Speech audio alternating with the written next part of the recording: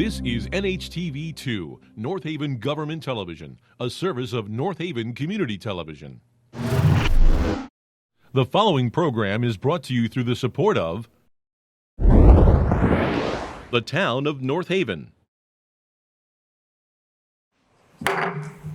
I knew that get you. Every time. Taking years of my life.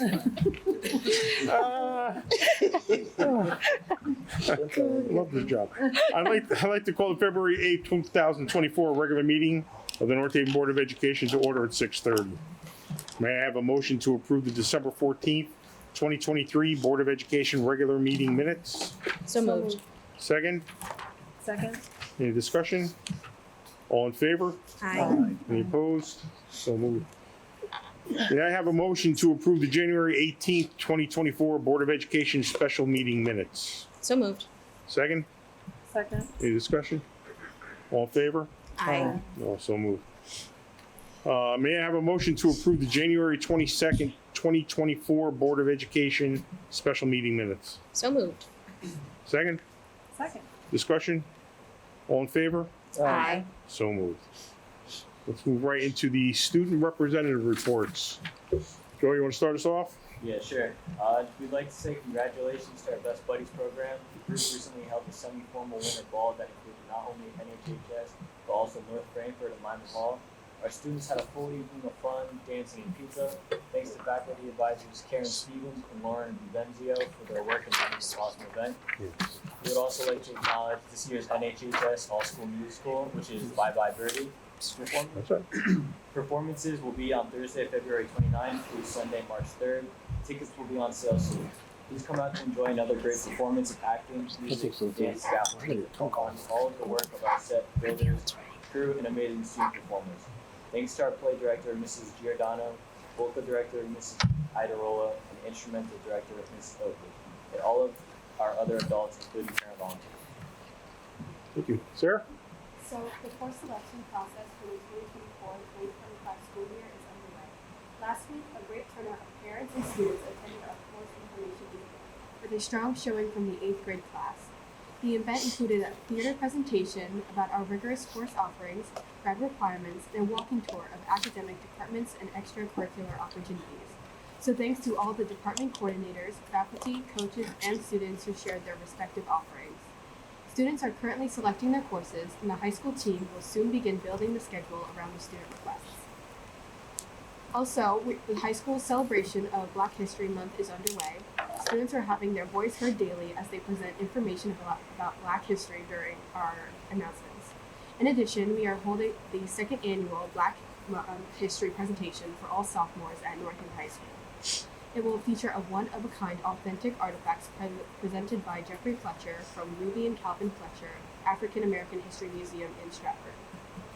The high school also wishes a happy Chinese New Year to our community, which is celebrated this weekend. It is the Chinese zodiac year of the dragon, symbolizing power, strength, and good fortune. Thank you. Thank you very much. You were both appreciated, but if you'd like to leave, you can leave anytime you like. You're all set. Joe, could you get up any quicker? Holy cow, man. Did I finish the sentence? Oh, man. Thanks, Joe. Okay. Now we're going to move on to non-agenda public comment.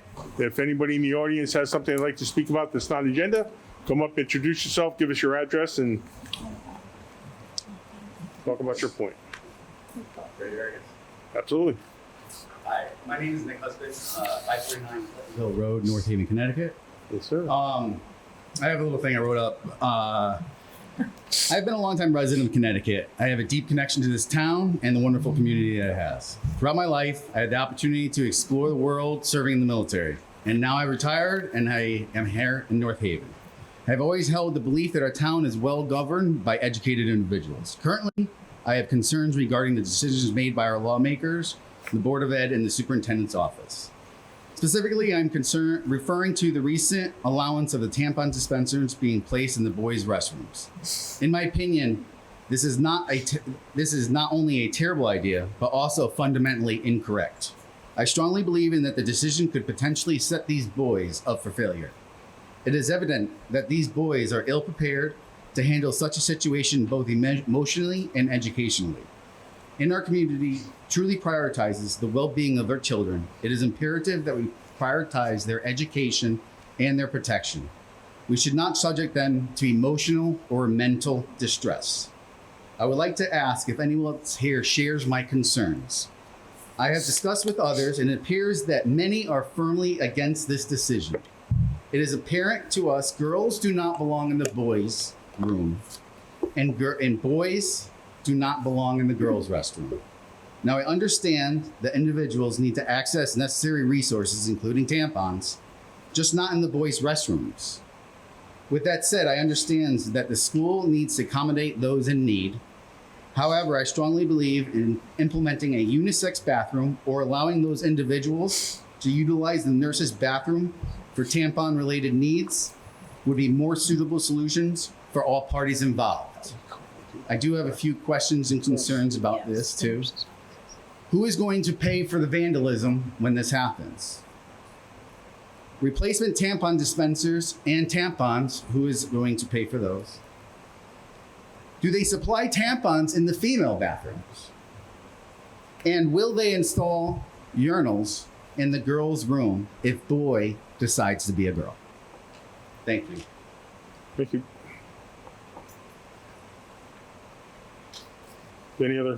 Anybody else like to come up, comment? Come on. Just give your name and your address, please. Sure. Yonda Firmo, 62 Juniper Drive, North Haven. And superintendent is not here, The superintendent is not here. Melinda's here. but so I Today. have some direct questions. Okay. Well, just remember, the public comment is not a question and answer session, but ask away and then we'll get back to you in some fashion. Okay. My comment is, I had read about our taxes increasing in North Haven. And then I read that the educational budget has been increased this year. And part of the reason stated by the superintendent of schools is because of this Right to Read program that you have to buy all the materials for now. Okay. So with a little looking up at this Right to Read program, this was tacked on at the end of the legislature conference when they approved the program. Okay. Now, they've also allowed waivers from certain towns. Yep. 17 towns had the waivers. From what I understand, the Right to Read program was to bring up the education of the young people. However, when I went over the list of the towns and municipalities who were given waivers, the 17 of them were towns where the scores were very low. Not North Haven, 64% reading proficiency, Weston, 89%. These towns did not have waivers. The towns that had waivers were East Haven, West Haven, Hartford. They were all given waivers, and their scores dramatically lower, less than 50%. Well, my question is, how did they get the waivers? And the towns that were proficient did not get waivers and are being coerced into adopting this program. The superintendent of schools have pushed back. They've said that they've already have programs in place, that they've already contributed a lot of money to the programs that are already in place and are already working as North Havens. Why were they not given waivers? Why are we forced, the taxpayers, to pay for this program where we have to buy all the new materials, educate the teachers? We all know what happened with the Common Core. I followed that right from the beginning. North Haven is opted out, as well as Massachusetts, after we spent millions of dollars on that program. What happened to that one? Now, also want to say, I've been in town for 61 years. Moved into this town, my husband and I were first married, and we moved into this town because of the education back then, because we firmly believe that the education of our young people is very important to our society. So much so that my husband sat where you sit. He was on the Board of Education, was vice chairman, and gave his nights and evenings for the education of children in this town. And that is my statement. And I wanted to ask the superintendent, why? Is anybody asking that question? Why? Would you like me to? Why Yeah. I was are saying- those towns given? We're gonna have Melinda I'm speak sorry? on that. And so we also have a presentation tonight around this and some of the work that we're doing in the district. But we have been step by step with many of those districts that you talked about that did not get a waiver accepted, Have such you as gotten us. anywhere with that? So we've actually had a lot of collaboration between the superintendent's network, our Shipman and Goodwin, our attorneys, which most of those other districts also use. And we have requested meetings with the commissioner through Mr. Stirk in asking a chance to speak more about our successes and the things we have in place. In about October, I believe it was, they granted us a meeting with the company that was scoring the waivers. And so we pled our case to them. So we have been actively engaging with the State Department, engaging with the PCG group, which is the group that was hired by the State Department to score the waivers and grant the waivers. We have met with local senators. We have really done a lot of work in terms of opening up dialogue around this. And part of our reason for going so slowly was that we were optimistic that maybe things would change. And I can talk a little bit about why some districts like East Haven may have gotten their granted waiver. They may have written their waiver saying that they were going to adopt one of the core programs. And so then that gets you or they already had one of those programs in place. We have more of a homegrown curriculum here where we embed our reading and our writing and our phonics and all of the components. But if you already were using one of those programs, perhaps if you're an alliance district like Hartford or some of the others you mentioned, they get a lot of funding, which they bring in new programs very regularly. And the program could have been one that was on the list. So then their waiver was automatically accepted. I understand all of that. But you know that Right to Read is not a new program. Right Of course to Read, not. my children had 40 years ago, okay? It's good literacy instruction. And the taxpayers in this town, I'm speaking for both, the taxpayers, number one, who's asked to fund this, because it's already in your budget. Partially. Mr. Stark stated in the paper, it is in the budget. That's what I read, and that's what prompted me to pay attention to this. So Right to Read is nothing new. We gave it up for what?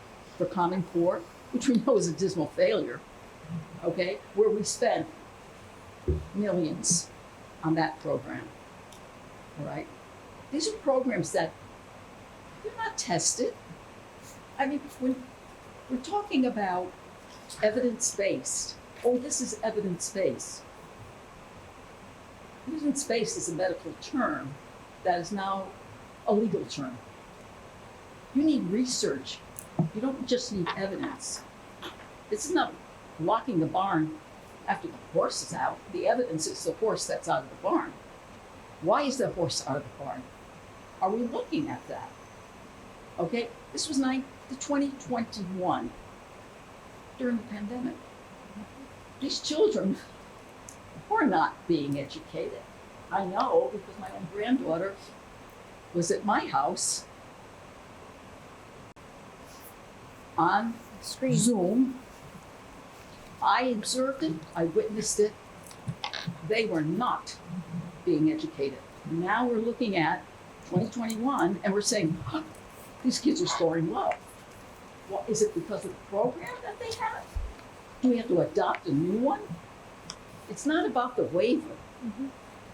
It's about a program that is now being forced upon you, upon our town, our state, in the same way Common Core was introduced to us, that carrot was held out there. If you adopt the core, you're gonna get money for that. We know that. I researched it at the time. And I know where it came from. And it did not serve the best interest of our children. And now, how are we we've got to implement now a new program, Right to Read. That means our teachers, oh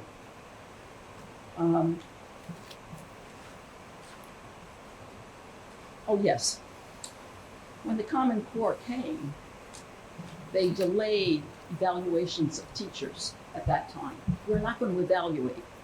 And the reason for not evaluating was the stress that's caused by the change of a system. So when you change your system, as we're being asked to do, it will cause stress. Not only on the teachers who are asked to do this, but on implementing this program. So my concern is twofold. It's a program that the state is mandating we have to do because they formed a new council with, 5 people? Where's the evidence? Where's the research? Talk about it. Didn't anybody ask that question? We have been asking that question. That is my objection. But where do I go from here? Leave it in your hands?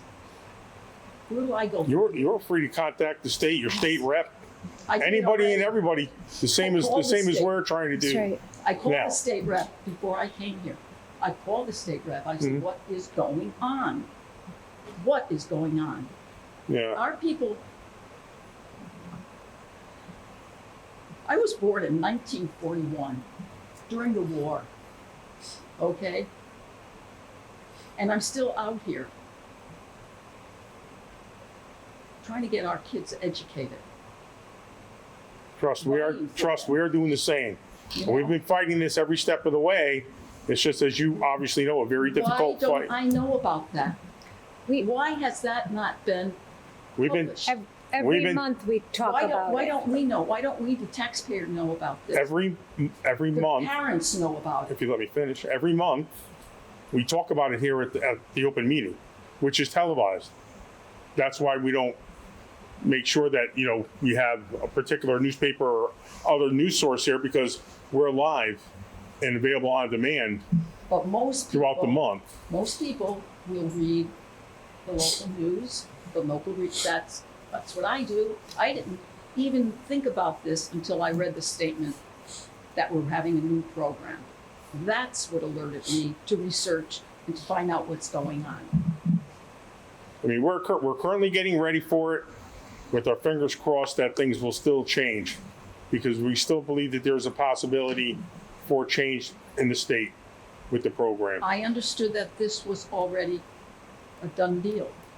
No, It is not. We're actually going to have a presentation in a little while that's going to talk about steps that we have taken with a committee to begin viewing the programs. There's over 11 programs on the approved state list. So we have my counterpart, Caitlin Ortiz, who's going to present with me in a little bit. She's our language arts Is there coordinator. something wrong with what your program is right now? Is there something wrong with it? no. We're, Our kids are scoring 69%. that's right. That's right. We have a gifted and talented program here where the kids are doing very, very well. So what is wrong with what you are doing? That's our argument. Right. That's That's our exactly what argument. we're saying back to the state, and that's what we wrote in our waiver, and that's what our meetings with them have been about. But we also have to be ethical in terms of beginning to do this research, because we can't wait until July 1 of 25 if this mandate goes This is through, active, because right. then we're not prepared, and we don't want to pick something without that research that you talked about. I have very similar concerns about the programs. We have only brought 4 in to meet with our comprehensive teacher and administrator group to begin looking at them, because we didn't even think the rest of them at all met our town's needs and our district's needs. So I would ask this as a means to expedite what's going on. There's a presentation about exactly what you're talking about. Okay. There'll be another session today for comment. So how about we check that out? I'm not trying to rush you up, but Well, no, I how about we understand. check that out? And I'm sure it's going to generate a lot of questions and a lot of comments Well, I for after. would certainly like to read about this tomorrow somewhere in the newspaper. Somewhere. There's not a reporter here, but NHTV is always here doing their thing for us. Ah, okay. And they should get a little credit. They're here every month, every meeting, recording, putting it out there for people to see what's going on. Well, having had my husband involved on the board, I know what you do. And I know you're here late. Sometimes not until 11 o'clock you would come home. I understand what you're doing, and I thank you very much Thank you. for what you're doing. Appreciate it. Anyone else? Tim Gabriel, 18 Renee Lane. Just wanted to just sort of make a brief comment on one of the things that was talked about before. So a couple of years ago, you probably know that there was a couple young women who, this was a student-led effort to address what they called period poverty in the state of Connecticut. And those young women had worked with their legislatures to get that law passed. So this is a law that you guys are following, and I'm glad that you guys are following the law. They were smart enough to know that when the tampon dispensers and other things that were dispensing menstrual products were going in, that they needed to address everybody who experiences menstruation, whether they identify as male, female, non-binary, or other. So I think that's a good thing that you are doing what you are supposed to be doing and supporting the students.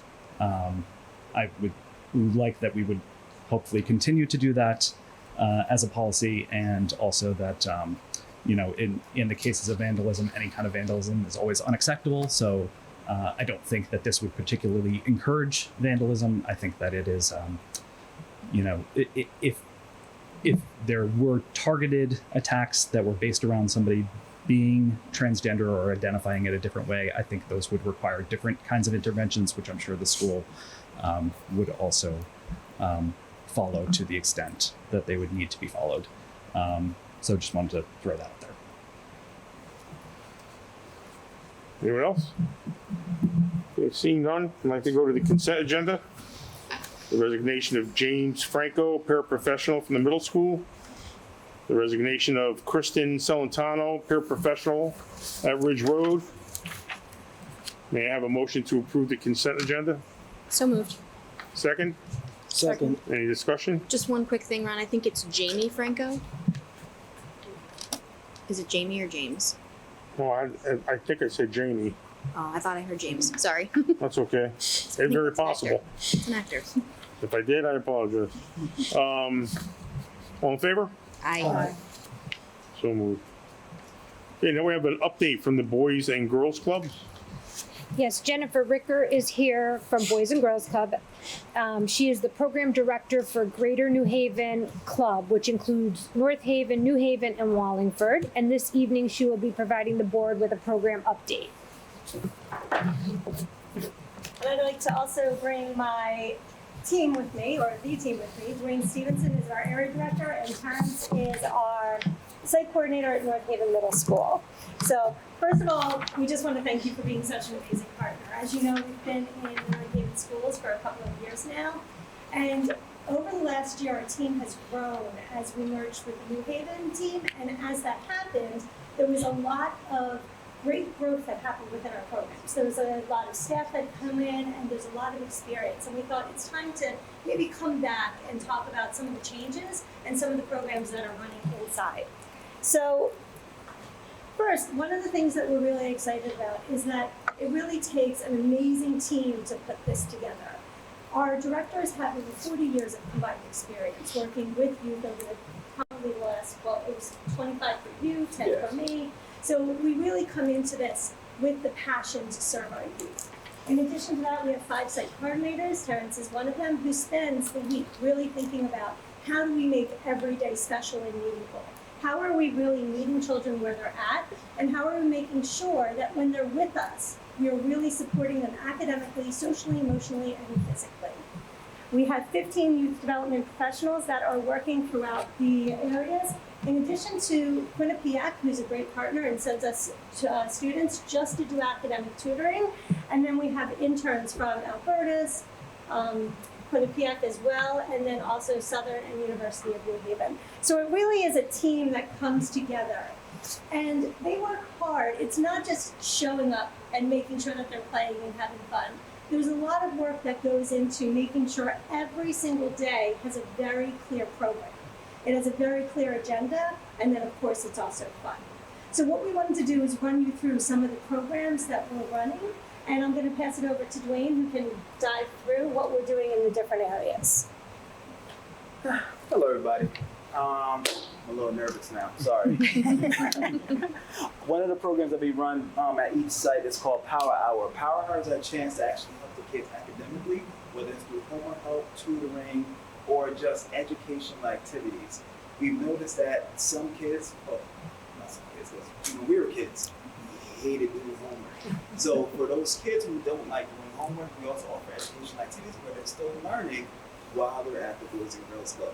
These programs run between 45 minutes to an hour, and they're always being assisted by some staff member or intern or volunteer at this time. Appreciate it. Our funnest activity is triple play. Triple play is where we do our high-yield physical activities, whether it's inside or outside. It's usually a sports activity where the kids are learning about teamwork and sportsmanship, and for the little ones, it's all about, learning how to do those full motion bodies and how to, make sure you know how to balance on your toes. We do the arts. Sorry. We do the arts. So after you do gym activity, you have art activities where they do painting and drawing to get their minds moving, keeping it creative. Some more. We've done art. We also do smart moves. Smart moves is one of our programs where we teach the kids about pretty much leading a healthy lifestyle, how to eat healthy, how to continue to do educational activities, but also physically positive activities, whether it's running track or eating a healthy breakfast or eating a healthy dinner. And the amazing kind of ties in with our Power Hour is our academic tutoring. And that falls under our Quinnipiac tutors who come to a Plainville site, and they work directly with our students to do tutoring. We have 5 Quinnipiac students who come 3 days out of the week, and they focus on pretty much helping kids their homework, but also reading with the kids, doing worksheets with the kids, or just even talking about things they're curious about and helping them find the information to learn that. The other program that we have, and maybe we can bounce this back and forth, is OJJDP. One of the things, this is a federally funded program that allows us to provide mentoring, but one of the great things about it is it's not just showing up and spending time with the children and getting to know them, it's actually tracking their progress. So in order to do this, what we have to do is provide monthly reports to say, okay, this is what we did every single week, and this is where we saw the students grow. We run some programs that align with it. We have Smart Moves. Smart Moves aligns with it, and also Project Learn, which is part of our Power Hour. So I can speak up as being a mentor for OJDP. It's an enriching experience being a mentor because you get that. I do small group mentoring, and it's that environment where the kids can feel like they can talk to you about really whatever, and you establish a strong relationship with the members. And I don't know, so I slept it. You'd be amazed what they come up with. Okay, so in addition to the work that we're doing in K-5, one of the things that is lesser known is what we do for our tweens and teens. We have a really robust middle school program and a very growing high school program. So I'm going to pass it to Terrence, who can talk about what he does amazing things at the middle school. Well, as you guys can see, these are my kids on the screen. We do have a lot of fun, but realistically, we do a lot of age-appropriate programs like Smart Girls. And Smart Girls is basically a program where the girls get to come together, all girls, and basically talk about girl things, self-esteem, and let all their girl problems, and just hygiene things they won't talk around boys or their parents or anything like that. So they get the chance to, be themselves. And we have a female staff that sits there with them and takes all their confessions or whatever they call it. We just started it this year. It was a program that's already in place, but we have a right amount of girls to do it this year, and they're all like curious about what's happening next. And I think it's a good program for the girls. We do Passport to Adulthood. It was technically manhood, so the girls had a program and the boys had their own program. And we're teaching the boys how to tie ties, properly shake hands, eye contact, tie their shoes, what to wear to interviews, important professional things like that. Torch Club is more of a members-driven program. So the members sit down and they're planning the activities throughout the week. They're planning our holiday parties. They're planning our fundraisers and things that we're doing, our gym activities, things. So that's the kids love Torch Club because basically they're able to be the staff and a member at the same time. And Money Matters is probably everyone's favorite program because they're learning about money. So we talk about budgeting money, bad credit scores, good credit scores. Kids, we recently learned how to write checks, how to fill out checks properly and stuff like that. So kids think they know a lot about money, but once you dig deeper into Money Matters, it's all a learning experience for the kids. Here's a couple pictures. So one of the great things is all the programs that we're talking about comes with a full curriculum.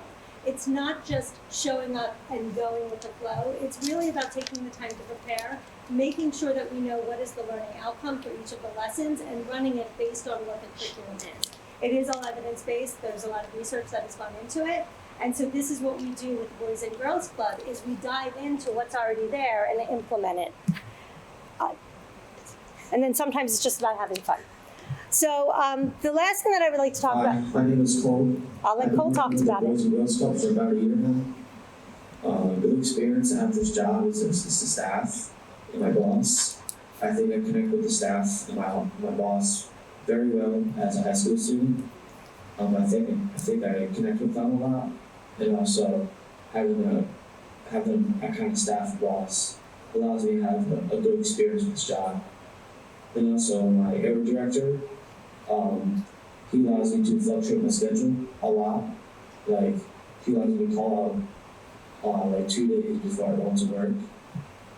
And also, as a high school student, I think that's really important because, sports or anything, activities can pop up and, you really don't want to miss them. The schedule, I think, works out really well for a high school student because the shifts are not long at all. It's only a 3-hour shift, and between homework and all other school stuff, you get up pretty early, and that's really good for this kind of job because, if I have homework, I have time to do that after work. During the summer, I think the summer is actually really well because during the summer shifts, you go get out at 12, and also having that as a young worker like me is really nice and important to me because I want to enjoy my summer and hang out with friends and do all the fun stuff. So that is Cole, who is one of our amazing youth workers. He attends North Haven Middle School, and one of the things that we do is we really understand what it's like to be in high school and also have a job. It's not always easy to come in and work with 20 little 5-year-olds. And so this is what we do, is we really spend a lot of time making sure that they have the training they need, not only to succeed in the workplace, but with their job as well. We actually take this summer and we have a counselor in training program that is over 40 hours of classroom learning. They spend every Monday from 9 a.m. until about 3 to 4 p.m. just learning everything from social emotional in the workplace, financial literacy with M&T Bank or other banking professionals, intro to entrepreneurship at Southern Connecticut State University, We obviously go over technology in the workplace, building a resume, sending emails, how to communicate professionally in electronic communications. And then we're also about having field trips and just having fun. Because like Cole said, it's important to also remember that they are high schoolers. We want to make it enjoyable for them and really have them get something out of it. We have one more high schooler that I'd like to have us hear from. Hers did not play automatically. Hi, my name is Adriana, and I'm a senior at North Haven High School, and I've been a part of the Boys and Girls Club since 2021. Since I've been working for the Boys and Girls Club, I have found my passion in wanting to become a social worker and continuing my path of working with children. Working with children is an incredibly rewarding experience that teaches you adaptability, patience, and empathy. Children bring their own uniqueness, their own personalities, and their own challenges. That teaches you and helps you learn how to tailor around your approach and to provide for their individual needs. The Boys and Girls Club has provided me numerous opportunities and training to building those skills and becoming a better person. Thank you for listening to my experience at the Boys and Girls Club. So, I mean, it just goes to show what these students are capable of doing, and we're so proud to have them on our team. What we're looking to do next is we have an amazing teen program that is growing in New Haven, and we want to do the same thing in North Haven. So some things that I hope we can look forward to is we have a Keystone Leadership Program, which is very similar to Torch Club, but at the high school level. They actually get to go to the annual conference every year that travels around the United States. They learn for our teams, they run a Yale concession stand during the football season. So they're learning business skills and customer service. They have to pick a project that means something to them, and they decide what they want it to look like. They decide how they're going to fundraise. They learn how to budget. They have to have a president, vice president. They have to learn how to run meetings. It's just a really great opportunity to look at how are we helping them develop their leadership skills. We always like to do college tours. How are we talking to them about, okay, this is what it could be like. This is where you could go. This is how you can access it. We help them do college applications. We help them apply for financial aid. So it's really about using the programs, diploma to degrees, to help them get to where they want to go. But we know that college isn't for everyone, so we're also about exploring different pathways. This summer, we're really excited to look at how we can partner with a new program, Match, that is going to introduce teens to manufacturing and pay them to get a certificate. So how are we creating those opportunities for our high schoolers? And then last, we have our team nights. We have about 20 very, very energetic teams that show up every Friday night.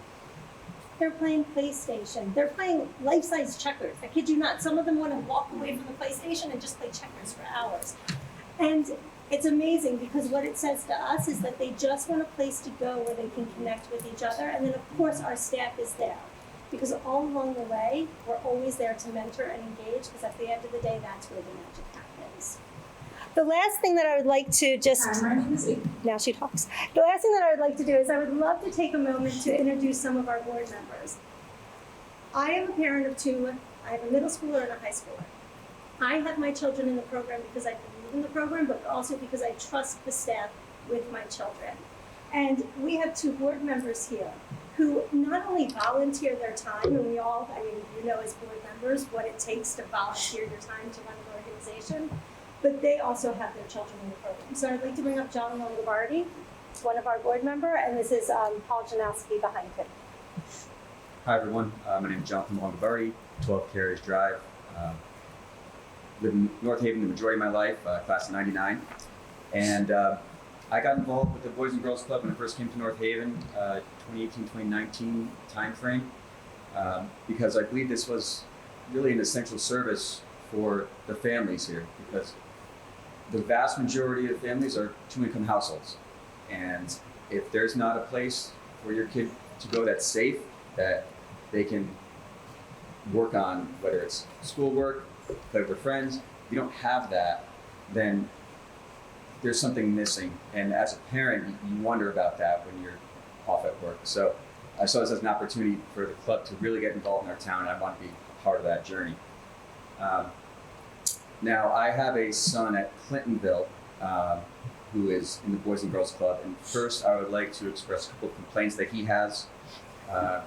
His first complaint is that they make him do his homework every day, and that's leaves not enough time for playing, and the second complaint he has is they're not open late enough, and I pick him up too early.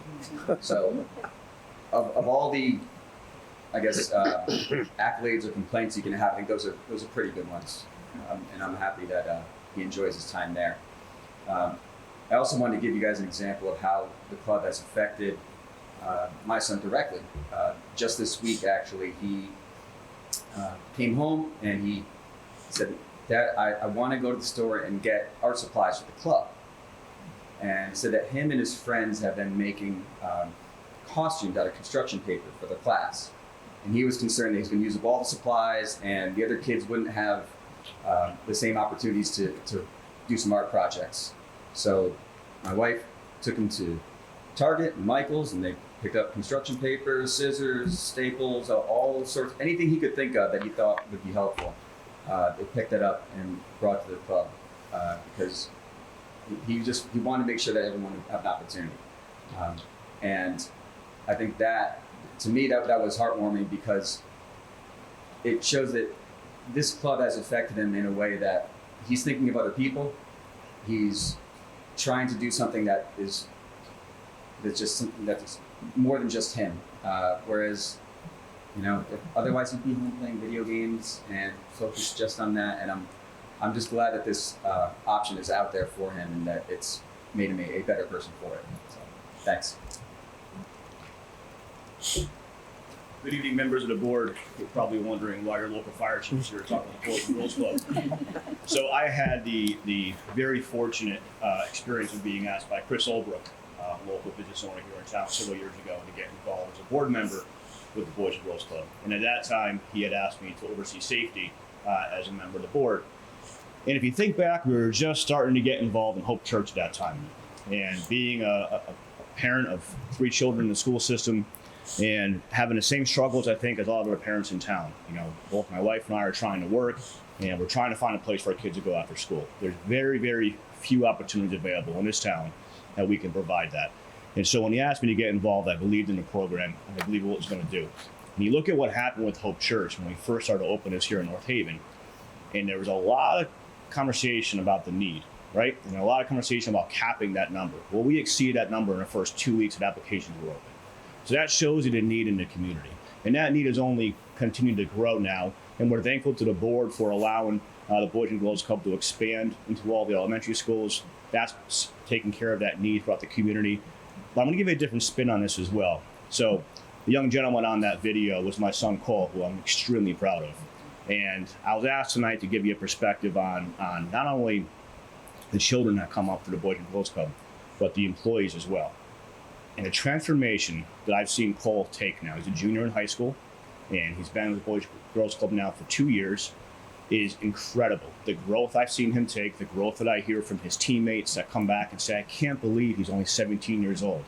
Now, he's always paired up with adults, right? But to be able to work with children and have that exposure at that age is incredible. This is a guy who takes the money he makes in the Boys and Girls Club, buys toys and candy, carries around his backpack all day so that he can give it to the kids after school that he works with.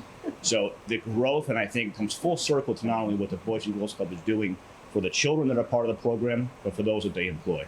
So thank you, and I look forward to answering any questions you might have tonight or after the fact. Thanks. Jen. Thank you so much. We really are so grateful for your partnership. We're grateful to the schools that have opened up their doors, let us run around their cafeterias and the gyms, not running around the cafeterias, running around the gyms. But we do really appreciate having you as a partner, and we just wanted to make sure that everyone was aware of all the programs you were running and answer any questions you may have. 2 questions. One, if you wouldn't mind sharing your PowerPoint with, I guess, the superintendent who can send to the board, that would be great. And then the second, I see you have contact information on there. For people that have seen this tonight or that'll see the video and they're interested in getting involved or students getting involved, what's the best way to go about doing that? The best way would probably be to just email us if you want to if you're looking to volunteer, we're always looking for high schoolers especially.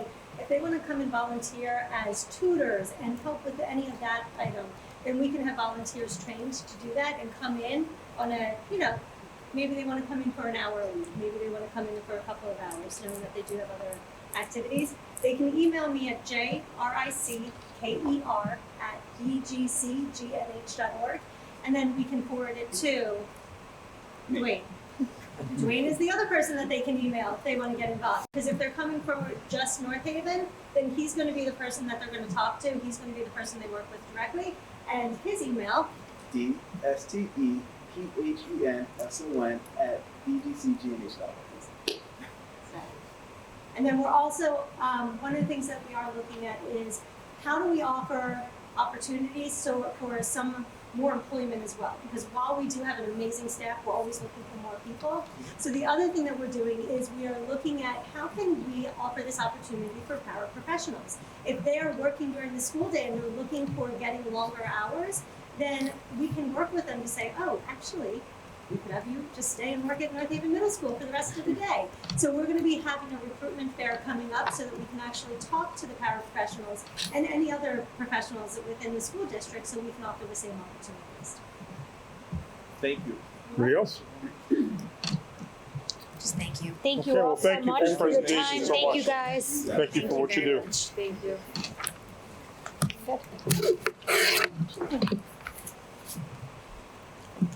Now we're going to move on to science of reading update. Yes, I'm going to just introduce and with your permission, I'm going to use this as my report for this evening. I have invited Caitlin Ortiz, who is our K-8 English Language Arts Coordinator, to join me this evening. Prior to this, she served as our K-5 SRBI Coordinator before assuming this role at the beginning of the year and taking over for Tracy Gambardella. Tonight, and this may answer some of your questions, we are going to share more information about the science of reading and steps we are taking to select a program which is right for North Haven if necessary. Tracy Gambardella laid the foundation for this work, and Caitlin has seamlessly taken it over. As you know, this science of reading legislation has been quite the journey over the past couple of years. There have been many moving pieces to this. The approved list changed right up into this past January, as well as the addition of the compendium programs, which were added in December of '23.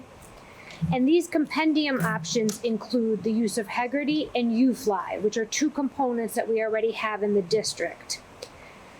They would require us to purchase a comprehension component as well as some specified decodable readers called geodes.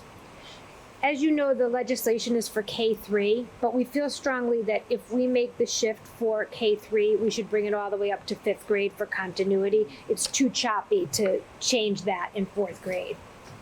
Caitlin and I have spent the last few months looking through all of the state-approved programs. We've consulted with other districts. We have most recently, last week and the week before, invited 4 of the programs that we thought had potential and were suitable for the district to come in and present to an amazing district team of classroom teachers, spanning from K to 5, as well as ID teachers, building principals, district coordinators, special education staff, and central office administrators. We've tried to be very comprehensive in bringing this group together so that we get lots of voices and lots of thoughts.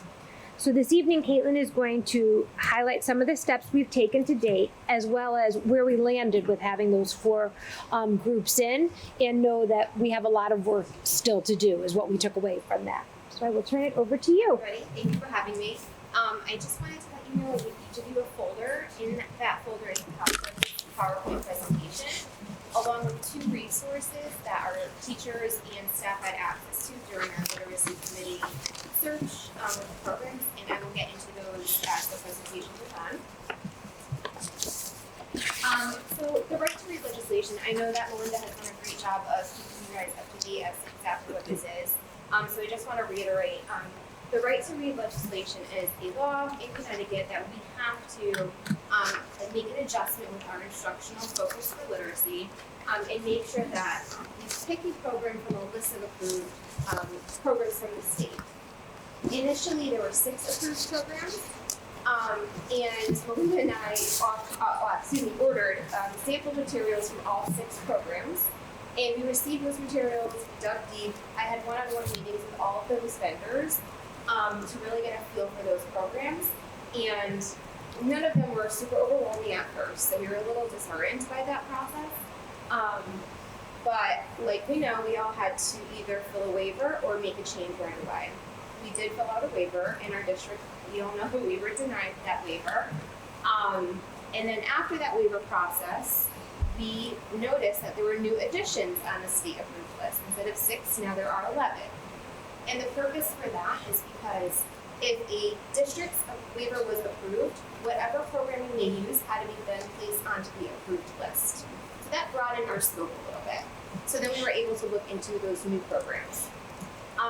This legislation was initially created because as a state average, third graders were rating below 50% across the state. We know that that wasn't a North Haven problem, but that was a state problem, which is why this legislation was created. This legislation is being backed by the science of reading research. It's not a method or a program, it is the body of research. And this has been around since a long time ago, since the 50s. What the science of reading research is telling us is that there's a certain way that our brains work in order to retain information and become skilled readers. So these 2 images are from researchers, and they show us how children learn to read. It's multifaceted and very complex. And what the legislation is saying is that too many districts have veered away from this mentality, that they wanted to bring a focus back to the research and find programs that lean itself towards this research. So I just discussed the waiver results. I brought some information with me about the state waivers. So there were about 80 waivers that were submitted. 17 were approved. 43 were partially approved, which means some components of their programming was great, but the state said they needed to change 1 or 2 components within their programming. And 25 were not approved. We were one of those 25. And can I just add in one point to that? Yes. Not every district submitted a waiver either, because they may have already had one of the programs that was on the list originally. So they didn't submit. And there are some people who just didn't submit at all. And I think they're just waiting to see what happens. So once we kind of were waiting this out a little bit and we had some meetings and we received our waiver results back, Melinda and I decided, let's not wait to look into these programs any further. Let's really dig deep and have some thorough meetings and reach out to many districts that use these programs to get a feel for them. Because we don't know if this is going away or not. We'd rather be prepared now if it's not going away. So to start off this process, I sent a survey, to staff across the district. Really wanted to get a feel for, if we pick a new program for our district, what is the most important component for these teachers to have in a new program? It was an overwhelming amount of feedback and results, and it came to these top 3 most important components. Number 1 was explicit and systematic phonics instruction. Throughout my time in North Haven, it was something that some teachers felt was missing or can be tightened up. The second most important thing was critical thinking and comprehension instruction. There's a lot of information out there about Lucy Hawkins, but that was one thing that she definitely embedded within her curriculum that a lot of teachers didn't want to get rid of. And number 3 was direct grammar and writing instruction. A lot of teachers felt like this is something that has been missing and something that we wanted to bring back into the fold. It aligns with the science of reading research. So I collected this information, and then Melinda and I had a conversation that I felt like there was one more thing missing. We really want to know what our families and our community wants in order to make this fully comprehensive. So I've developed a family survey that's going to be coming out soon. And I want to get the feedback from families as well to see if we're aligned with what our teachers feel. And maybe they have a different insight and opinion, and that's okay. But I want that to be part of our decision. So what I did next, and this is in your folder, a rubric that I created. I took the information from the teacher survey, along with what exactly the science of reading research is all about, and I created a rubric for us to use to evaluate programs. It's a little like this. So what I wanted to do was highlight our top 3 goals, which I told you before was phonics, critical thinking and grammar and writing instruction. I really wanted to make sure that when we formed a committee and we had presenters come in, that we all had a common lens when we looked at these programs. So I wanted all of us to take a look at our goals, calibrate ourselves, and then when the programs come in, did these programs meet our top goals that the district had deemed really important for us? As well as, if you go through those documents, you'll see all of the components of the science of reading and research. Okay, I'm going to scroll down a little bit. The top 5 skills within the science of reading and research are phonological awareness, and phoneme awareness, phonics, fluency, vocabulary, and comprehension. I added writing in there because that was one of our goals, but that is not one of the top 5 components necessarily of science of reading research, but it is embedded component. What I did on this document was explain what each of those areas mean so that when presenters came in, we were able to use this rubric to say, okay, we know that comprehension is taught for active reading. Metacognition is taught for active reading. Did this program show us that that is a component of comprehension? We were able to check it off if it did, leave a blank if it didn't. What I wanted this tool to do was, I didn't collect it for my information, but I really wanted the literacy planning committee to have this in front of them so that we can have a conversation afterwards and decide, did these components get checked off for each of the programs, or was there a standout for us?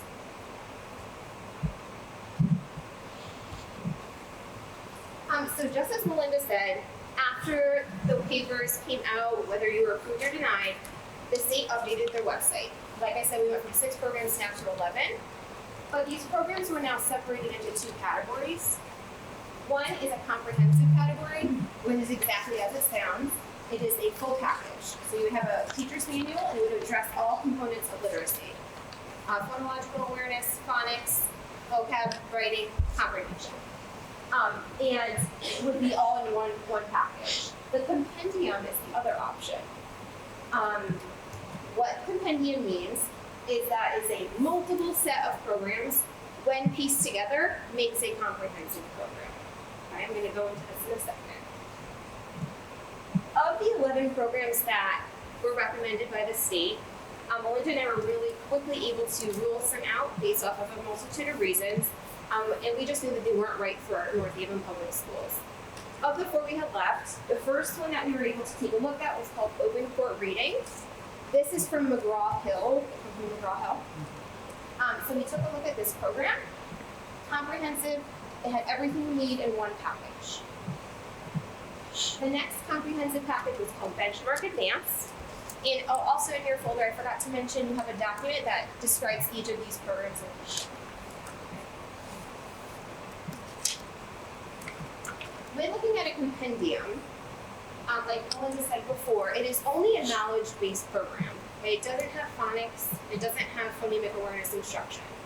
So the state is saying, if you want a knowledge-based program that we have listed on their website, you still have to use additional programming. The only additional programming they approved was Hegarty, which is what we already have, that is phonemic awareness instruction, and UFly, which is a phonics program that we just brought in this year. They also approved Foundations was another phonics program that we could have chose from, as well. The other option is GEOS. It's a fancy name for like a decodable reader set. The state approved those 3 components in addition to a program called Wit and Wisdom, which is a knowledge-based program, or another program called Bookworks. So pretty much we are looking at Open Court, Benchmark Advanced, Wit and Wisdom, or Bookworks as our 4 options. So as Melinda said, we had formed a committee, and we all had all of these presentations. Some of them were impressive, some of them were not as impressive. Unfortunately, we left with more questions than answers after these 4 presentations. But we had great conversation among everybody. The comfort I had was knowing that we were all kind of on the same page. Nobody was kind of off kilter with their input. We all kind of felt the same way about each of the programs. What I wanted to do after, which is a little difficult, was to have every committee member fill out a survey, ranking those 4 programs from favorite to least favorite, and then providing any other insight that they can provide.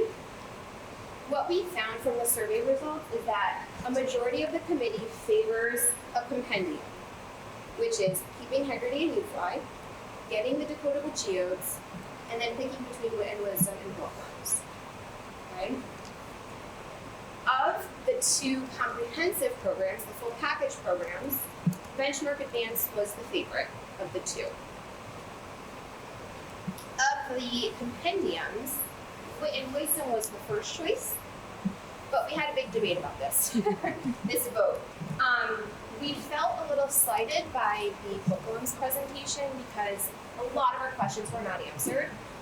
We didn't have physical materials brought to the presentation, so we weren't able to dig in and get more information. So it's almost like we didn't really have a bookworms presentation. I had since reached out to the company and they're going to rectify this and get us some more information, possibly an additional presentation. So we felt very slighted in our rating, but when forced to make a rating, wit and wisdom was the number 1 choice. There was an overwhelming amount of feedback that we are having great success with Heggerty and Newfly.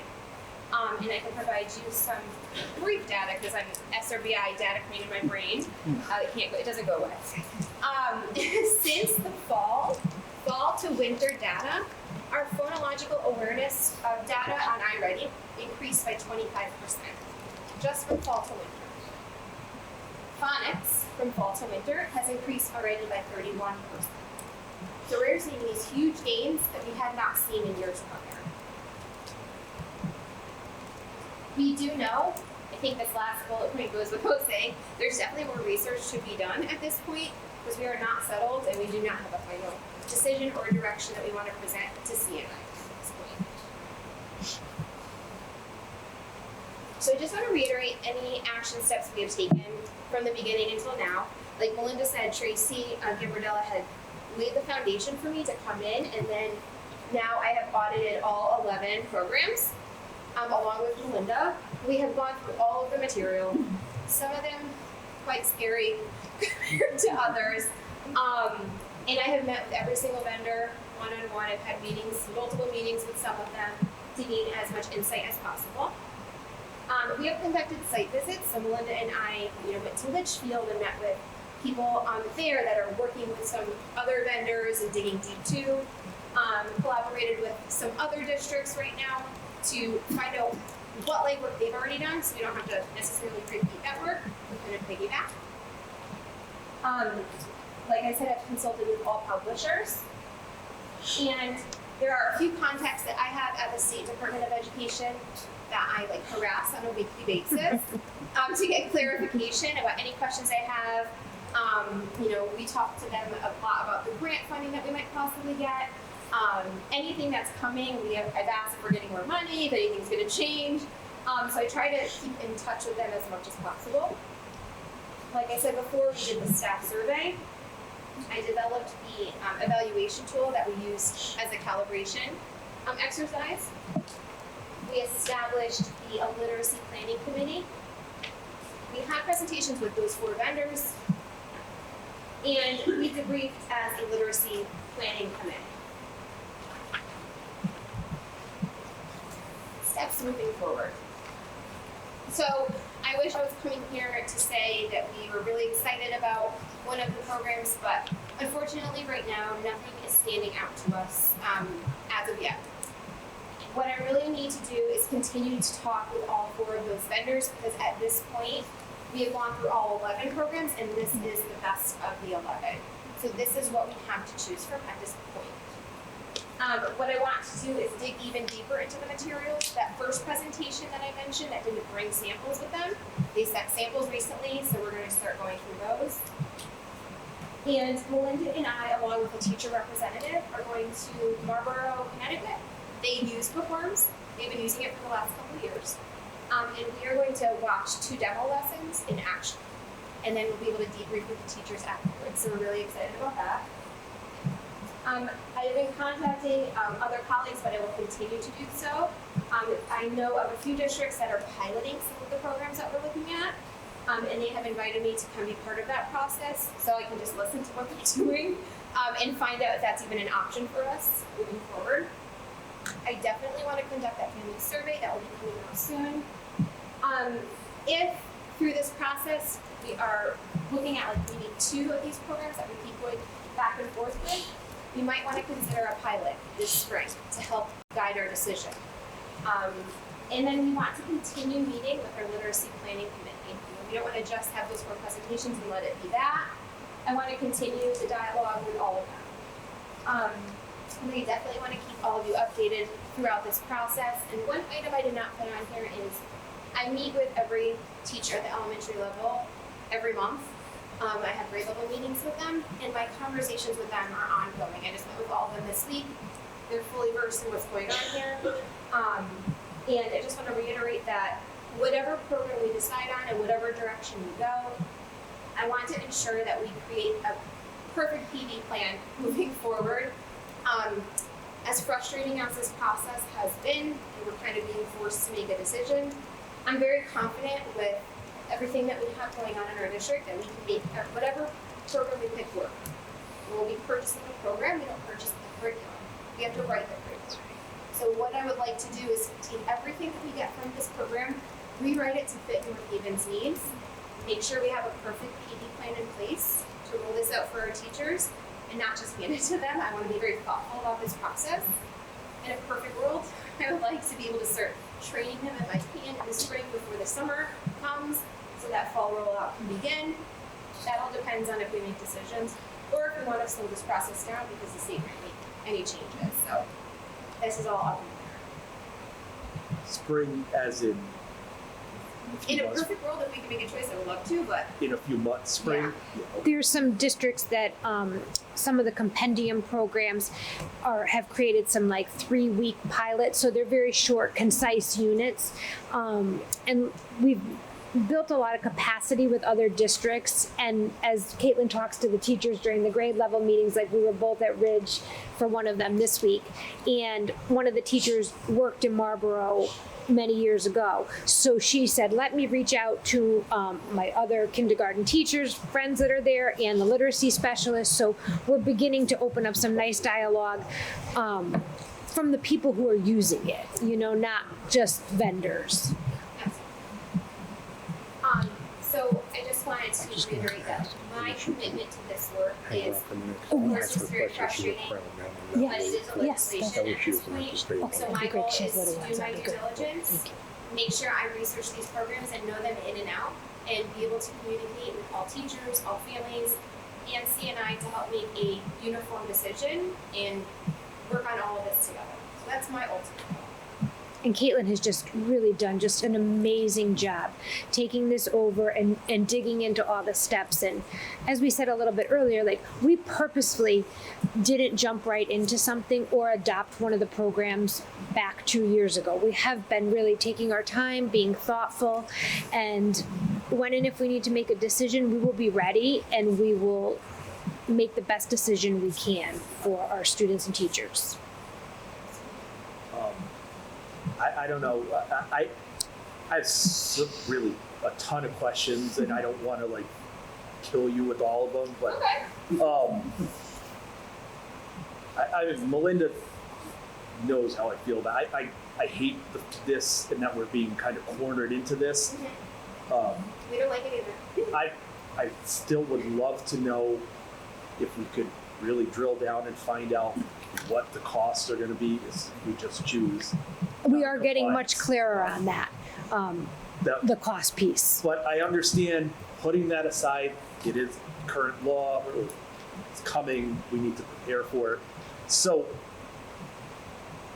I'm trying to think of a way to ask this question where it's not in a distasteful manner, but I don't think it can. Are we considering costs of all these different programs as we're evaluating them? Or are we just looking at the program as a program, and then we'll figure out costs? I'll answer. You want me to answer that? It's twofold.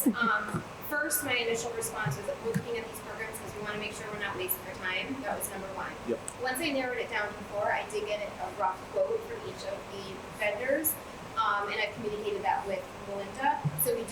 there's a range of cost, but in my personal opinion, I would want to make sure that the program fits our needs first, Yep. and budget, of course, important, would be a secondary use. And when we brought the literacy planning committee together for the first time, you know, Caitlin walked through a lot of this with them, and I had a lot of conversation with them. And one of the pieces I said was, your job is to look at this through an instructional lens, what's best and right for kids and what fits for you instructionally and user friendly and not too complicated. My job is to worry about how we're going to make this happen. So we didn't share, you know, sometimes something came up about the money, but we didn't get into this one costs this one costs that, because I don't think that that's the appropriate way to tackle this at this point. We have been really active around writing every grant we can and kind of putting it to the side. So we've got 118,000 already in queue. So that would allow us, you know, to have some ability to do something. We constantly are negotiating. I have Caitlin, I think of like a new idea every night, and then we talk about it, and I say, write to your friend at the state and see if like we cannot get the geodes, because, you know, so like we, you know, I'm not sure we should, you know, be negotiating, but we try, and, you know, we ask questions like, is there more money coming, more funding, more grant opportunities? So, I mean, we're trying everything we can on our end, in terms of, like I said, speaking to some of the state senators and really, you know, sharing our concerns. As I had said to you many months in a row, like, I believe we can always get better and we can continuously improve, and we have to always be looking to shape our practice and make it better. But it has to be sensible and it has to work for us too. So there are parts that are really working perfectly. I've always thought we need to like bring in some more of the phonics pieces, and that we're accomplishing with UFly and our Heggerty. The teachers love that.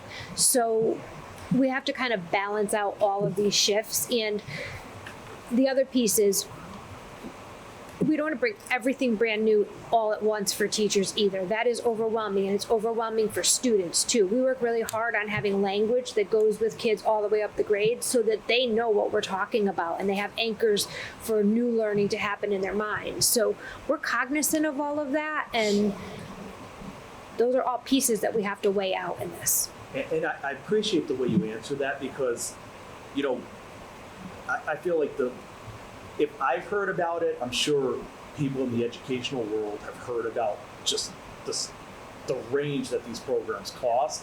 And I'm glad to hear that you're saying, as what it seems like we always do, what's going to be best for our students and the best interest of the kids here, and then we'll look at the money. That's the other as a separate pocket piece, of work, which right? I'm really happy to hear that, because, you know, if we are railroaded into this, obviously the budget becomes a concern, but it shouldn't be the overriding concern for what's best for our student population.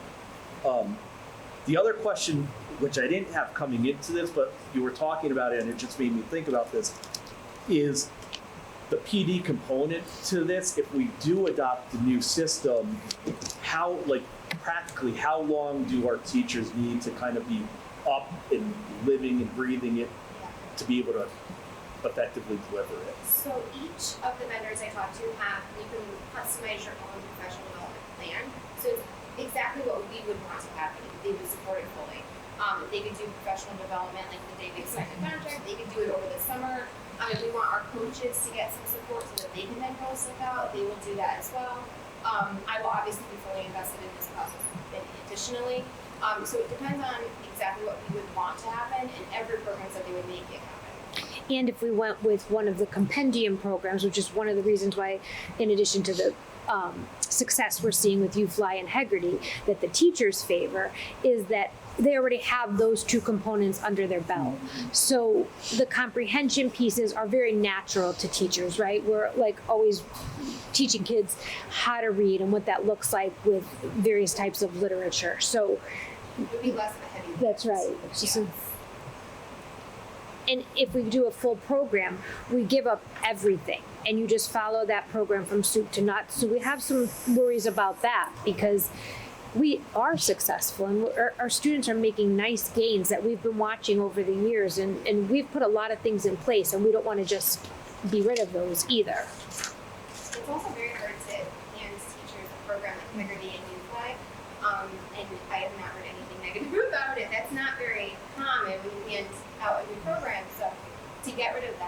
we get would have to be like stellar. So that's kind of my goal as well. I also lean toward a compendium, but I'm open. Last thing, I'll leave the questions for another time, but the last thing I wanted to say is I'm on CNI, and Tracy has come and talked to us 1,000 times, and I thought she left big shoes to fill in the position. I know how much work is going into this because I talk to Melinda all the time. I think you're doing a great job, and I just wanted to say from our perspective, thank you, because I know the amount of time and effort that you and Melinda are both putting in. So thank Tracy you. still helps me all the time.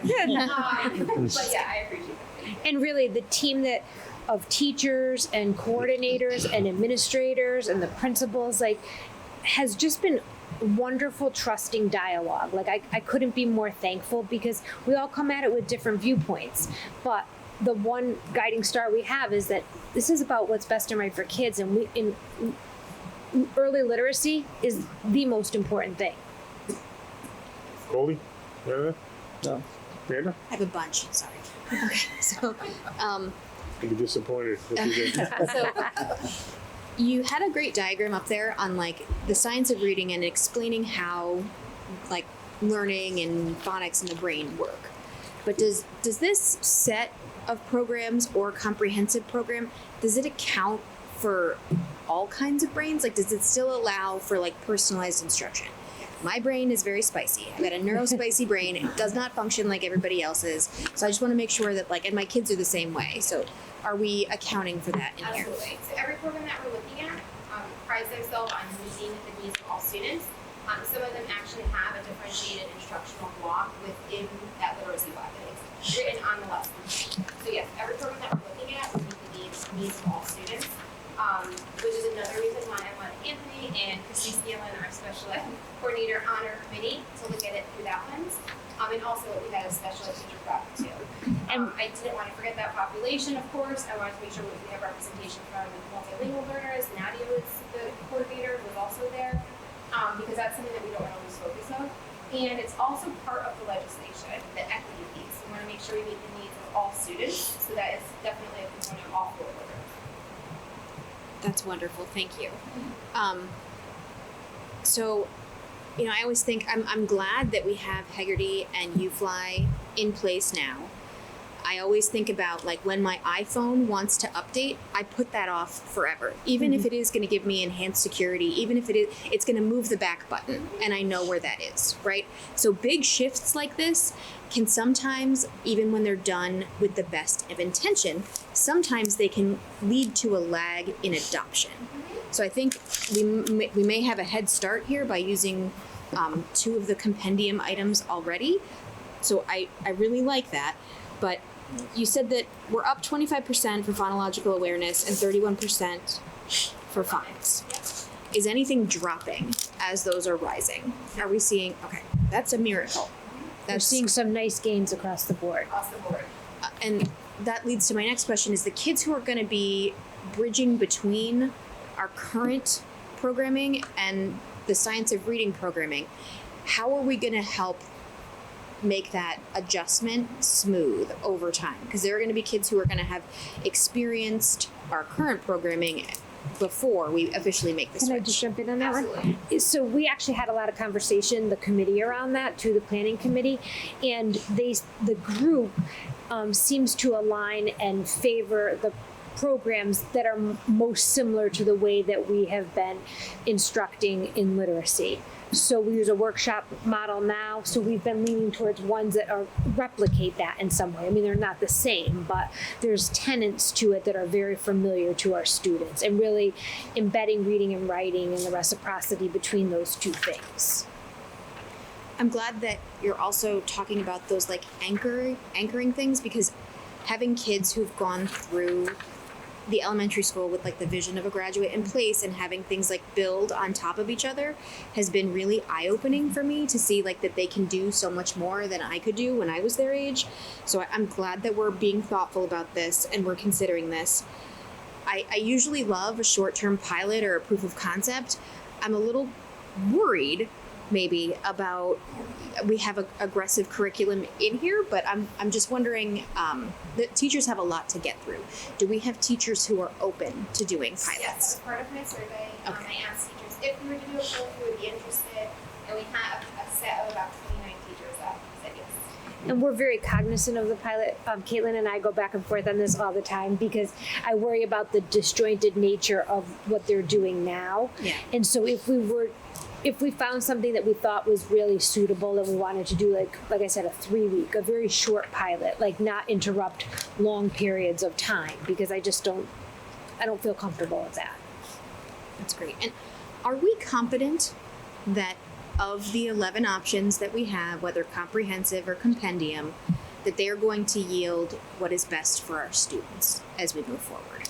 So for full transparency on that, right, a lot of districts haven't even used these programs. They're in year 1 of implementation. Some have been around longer.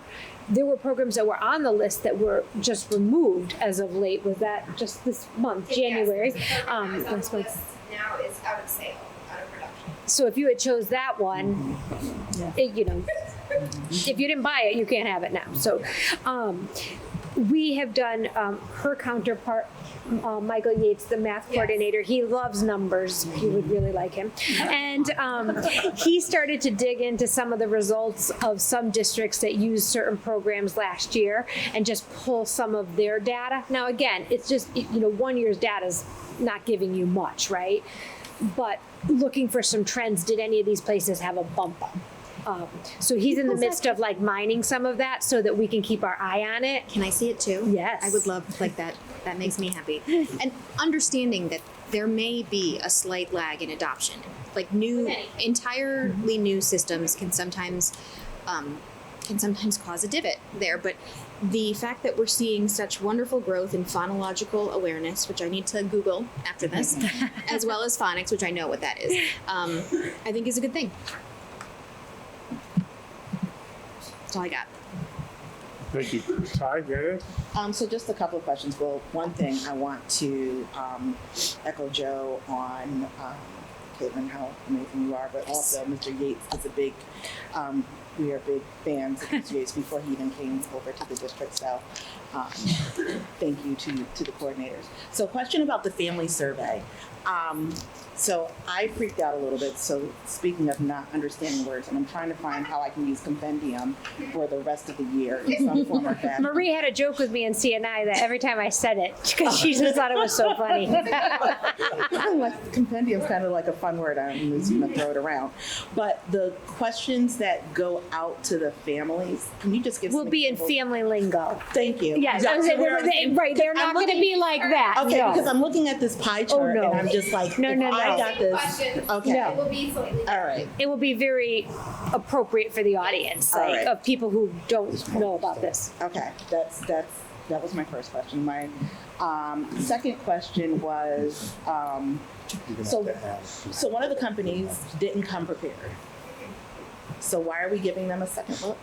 Because we didn't give the program enough attention. We really want to make sure that that program is or isn't good for us. So just because the presenter didn't do a great job doesn't mean the program's not wonderful. So I'm on a lot of Facebook forums. I'm talking to a lot of people across the nation, not just Connecticut, that have used that program and they're telling me great things. So there has to be a disconnect. And we found out that It might be the presenter. right, and it's a nonprofit, and so it wasn't that the presenter she didn't have a lot of bells and whistles. Like, she was followed by a group that was like the Mercedes. Right. Yes, I mean, like, it was night and day, and she was our first one, so I think we hadn't seen enough to even know what to continue to ask her more for. But then as we went through the other 3, we gained a lot more insight. We did more research.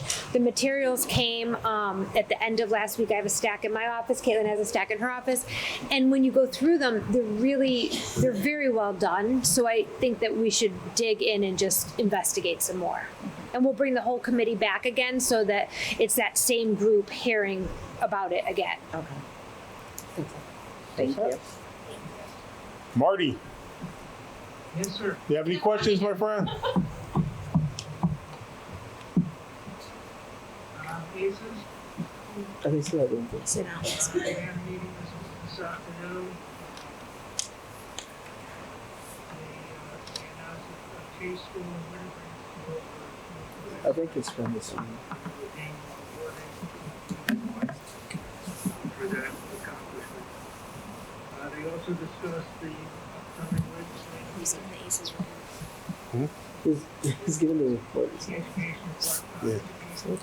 Always giving his committee report. Marty, I was asking if you had any questions for Caitlin. Oh, no. Okay, that's all right. That's all right. Caitlin, that was a tremendous amount of information in a short time, and I really appreciate it. One thing I would like to ask now is normally we'd have the presenter wait around for a public comment again, but I can ask them now if there's any questions. That way you don't have to wait for the whole meeting. I know it's been a lot of information thrown at everybody. Does anybody have anything for Caitlin now that she's here, or she will be back at a later date? And you also have This will be an ongoing discussion. and you also have the opportunity to contact the superintendent at any time. So we're all good? Go ahead. Sure. Yeah, come on. Give me your name and your address and. Lisa Scrofani, 45 Beechwood Drive. I just was curious when the state denied the waiver, if they gave a reason for it and gave us feedback. The reasons why is because the programs that we have in place did not meet their criteria for science of reading. So they used a rubric. They used multiple rubrics, I should say. There's one called EdReports and one called Curate, and they use those. Additionally, that company PCG, thank you, to kind of triangulate their data, and our program with Lucy Dawkins did not meet that criteria. And that was the same for all districts that have a reading writing workshop model in place that submitted a waiver. They were denied as well, like Cheshire and no. Anybody else? Caitlin, thank you so much. Everybody. Appreciate it. Thank you very much. Thank you. Drive safe. Thanks.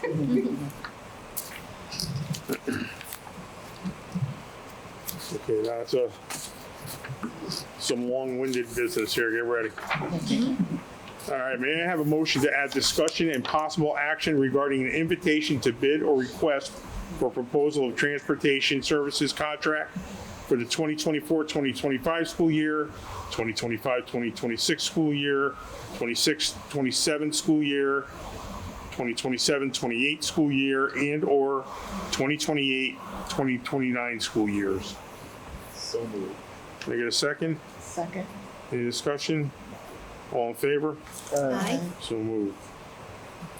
May I have a motion that the board amend the motion passed in accordance with discussion item number 2 from its January 18th, 2024 special meeting to amend the particulars to be included in the approved invitation to bid request for proposals for student transportation services. Further moved that in lieu of particulars included in the motion of January 18, 2024, the invitation to bid or request for proposals shall now be issued for a term of 5 years, beginning July 1st, 2024, and ending on June 30th, 2029, with such other particulars as the superintendent or his designee shall determine, so that the January 18th, 2024 motion as amended shall now read as follows. Motion to approve an invitation to bid or request for proposal for a school transportation services contract for a term of 5 years, beginning July 1st, 2024, and ending on June 30th, 2029, and such other particulars as the superintendent or his designee shall determine. So moved. Can I get a second? Second. Any discussion? All in favor? Aye. So moved. Okay. Thank you. Yes, Randy, thank you.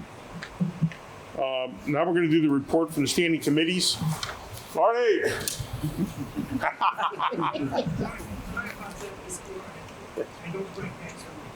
I think that's to increase his volume.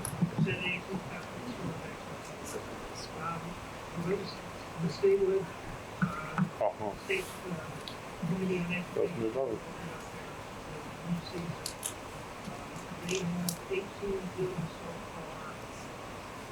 most of which are unknown content that they're expecting probably some of those of this legislative session. They'll try to keep everybody apprised. They budget for the state education department coming out on February 15th. And there will be some press. Nothing but major. Oh, yes. Yes. There will be a public hearing session. February,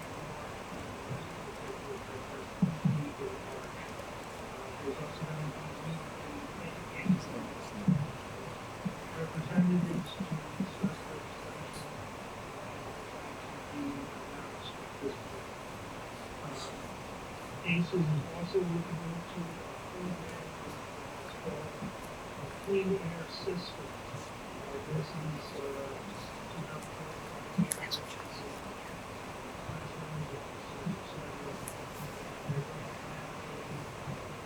luncheon work program on February 28th.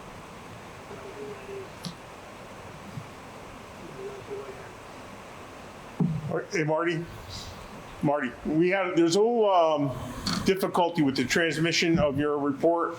If you would be good enough to email that to Joyce. Sure. Okay? Thank you very much. We'll do that.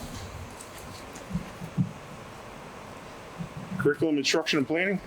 We did not meet tonight. Instead, we have the science update. North Haven Education Foundation? The foundation will meet next week, and they continue to plan for their comedy night, which will be held on April 19th at the Knights of Columbus in Hampden. Okay, we're going to go through the list of second reads for the following policies. Policy number 4112.5, 4212.5, employment and student teacher checks, personnel. Policy number 5113, P/R, student attendance truancy and chronic absenteeism, student. Policy 5131.911, bullying prevention and intervention, student. Policy 4218, P/R, policy regarding prohibition of sex discrimination and sexual harassment in the workplace, personnel. Policy 5141.4, reports of suspected abuse or neglect of children or reports of sexual assault of students by school employees. Policy 5145.8, policy regarding students, and Section 504 of the Rehabilitation Act of 1973, and Title II, or Title 11, right?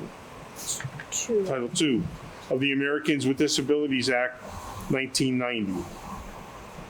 So those would be the second reads. These are for approval. May I have a motion to approve policy 5145.4, non-discrimination of students? So moved. Second? Second. Okay, any discussion? We approved this back in December. It was incorrectly numbered. So it was just, it was correctly numbered now and repassed. All in favor? Aye. Opposed? So moved. May I have a motion to approve policy 5114, student discipline? So moved. Second? Second. Any discussion? Just thank you for making that update to the verbiage on the martial arts weapons. I know that was a little nitpick, but it makes me feel better. That's okay. That's the way it's supposed to be. This policy was tabled in December and was edited to reflect changes requested on page 3, martial arts weapons. All in favor? Aye. Any opposed? So moved. The ad hoc athletic committee is rescheduling their meeting, and we'll have more on that next month. I have that. Okay.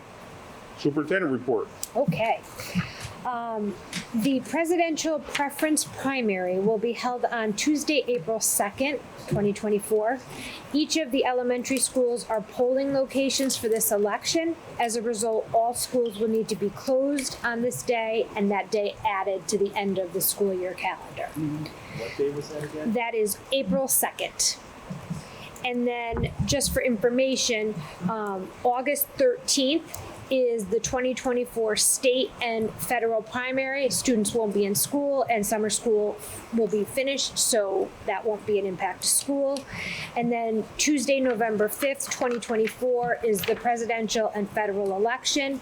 That will be a professional development day, so as we usually do, so that won't have any different impact. Including the primary day that I just mentioned in April, there will need to be 3 days of school rescheduled for the end of the school year.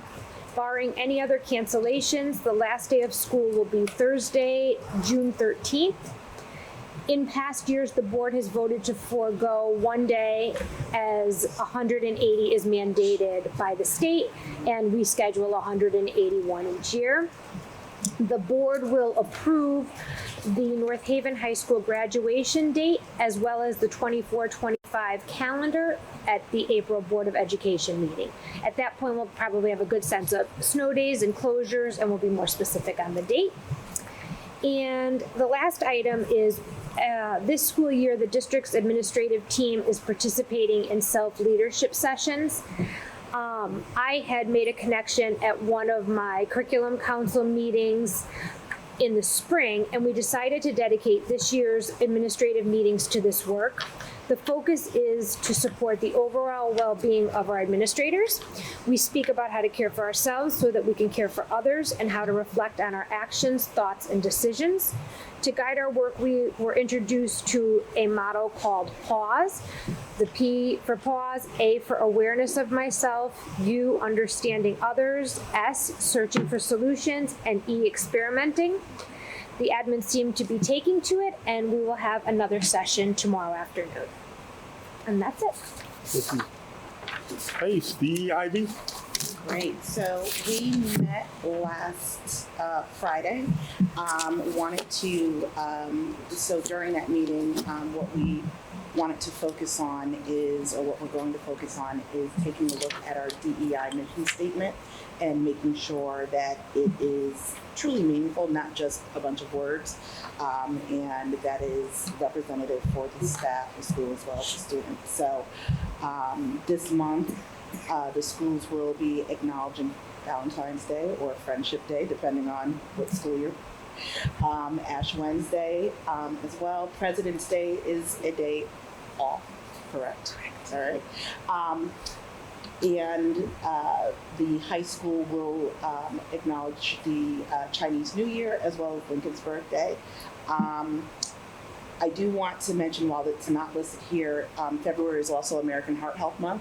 And as the Boys and Girls Club was talking about all the events, just thank you again to all of our I don't know, we just gym teacher or physical education, physical education, to all of our physical education staff, as well as our athletic teams, and as well as all the other activities and clubs that keep our children and our staff active and moving. So the final piece is back in October. I don't think we were definitely actually doing this part of the meeting, but what we did also discuss in our meeting was adding Italian American history, culture to the October calendar.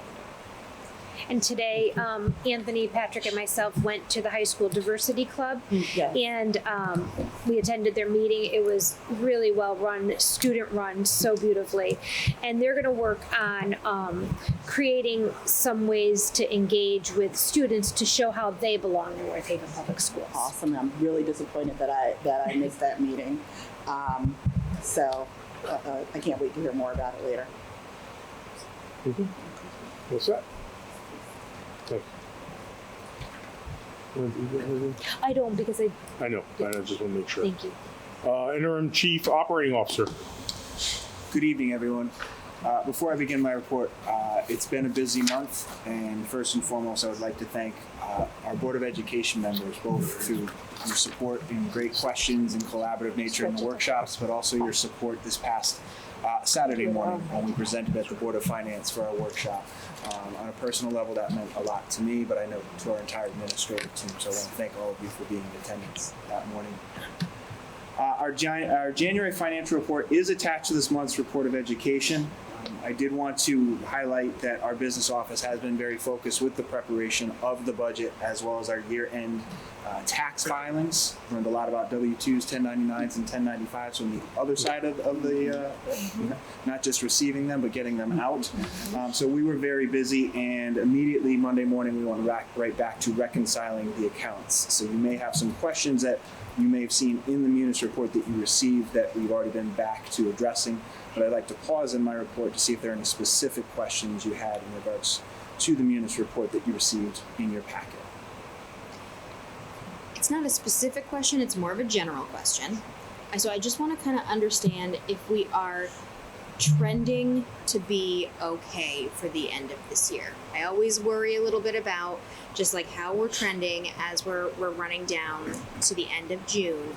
And I know that Munis doesn't necessarily allow for us to encumber salaries, which makes my palms sweaty a little bit because I just want to make sure that we have enough to get through the end of the year. So can you just talk a little bit about how we're trending for the year? Sure, I can respond to that, with the work that we're doing. Is right now we're trending okay right now, but I want to be very clear that as we watch these account lines, particularly as our payroll lines, because those are not encumbered, I'm working with our team this month to provide a tremendous amount of clarity. One of the things that we've run into with a little bit of challenge with the changing over the staff is we did start a brand new payroll vendor in July. That was our ADP system. And so making sure that properly accounts specifically into those lines, and I won't bore you with all the details that I've learned in this process, but it is very specific to making sure that those account lines are properly dealt with. So to answer your question, currently all signs point to yes, we are trending okay, but we are going to continue to watch all account lines very carefully. Great, thank you. Attached to your report this evening is the budget transfer report for both December and January. And just a reminder that any areas that are highlighted in yellow are those that would need to be approved because they cross object codes in the general ledger.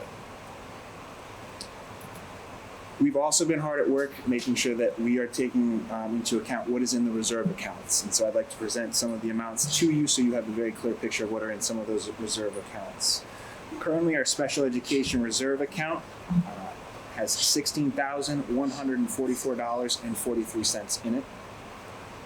Our capital reserve account, which is different than our non-lapsing account, and I want to be very specific to that, currently has $5,573. When we looked at the report that we got from the town side, there was still an encumbrance for $6,189 for the scoreboard at Vanacore Field. That is now all of that has been closed out and taken care of. And finally, in regards to the non-lapsing reserve account, our records show that we have currently $194,356.18 in that current reserve account, as we've been attacking each of the items that this board approved back in August when that was placed into that account. So I'm going to pause and see if there are any questions there at this time. If we encumber everything that the board asked for when we set up the non-lapsing account, does that draw down the full $194,000, or would there be anything in there after all those capital projects are all set? It's going to draw it down pretty close. We've seen some savings in regards to how the project's actually paid out. Particularly, we recognized some savings when the Montui's exterior ramp was done, so that actually came in slightly under budget. The smart clear touch TVs, were slightly under the $85,000. We'll see a little bit of a surplus there, but if we honor what we said we were going to, it'll come pretty close.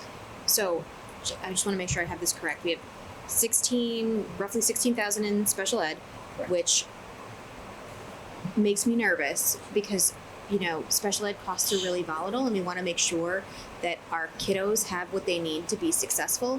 16,000 is less than the per pupil expenditure that we have on average here. So that makes me nervous. Capital is 5,000 around, and then the non-lapsing fund is going to be pretty close to nothing. So we've got like roughly 20 grand is what we're looking at here from our reserve funds. Is that right? Out of those three, that's correct. Okay, thank you. Anybody else? Let me just check with Marty. Marty, Yes, sir. do you have any questions so far for Christian? No, I'm fine. this point. Okay. At the time you received your packet, we had not yet received Mr. Hipsher's monthly transportation report. It was provided under separate cover this evening. As always, I will do my best to answer any questions you may have in regards to that, but would certainly forward any questions you have directly to him so he can respond to them as well. I do have one question. It's credit for reduced services. He said credits for reduced services for September through December were processed. Do we know how much those credits were? So I received a credit processing of $420 from Mr. Hipsher. $420, not 420,000. Like that's 420.00. Okay, just checking. What was your record of how much should be processed? So when you look at what we should receive for just ancillary, so if you look within the contract, whether a bus arrives on time, there's a 15-minute window, etc., there is a cap on those ancillaries. So for those alone, our records show we would have received the $2,500 cap at that point. I would like to be clear that we are, unlike last year, I learned that last year we were being charged for excessive buses, and if we were here dealing with that, that's why I received the larger credit at the end. We are only being charged for the buses that are in running each month, the 19 buses that are on the line this time. Okay, so he gave his, in terms of credit, he's talking for something, and you're thinking 2,000 something. So the credits we received was $420, Yeah. and they were directly associated to a combination of the red bus and Green Acres minibus that was occurring back in November and December. Outside of that, we received no other specifically identified credits from LNJ. Okay, but you're saying that the credits you should have received should So have there's been a about cap. There's a cap. Yeah. So the cap is 2,500. 2,000. Okay, so there's about a $1,600 difference. Okay, are we raising that issue? Yes, I actually directly raised it with him on our Wednesday meeting this week. Okay, thanks. Is that a monthly cap or is that an annual, like an annual cap? As I read the contract, that's annual. Okay.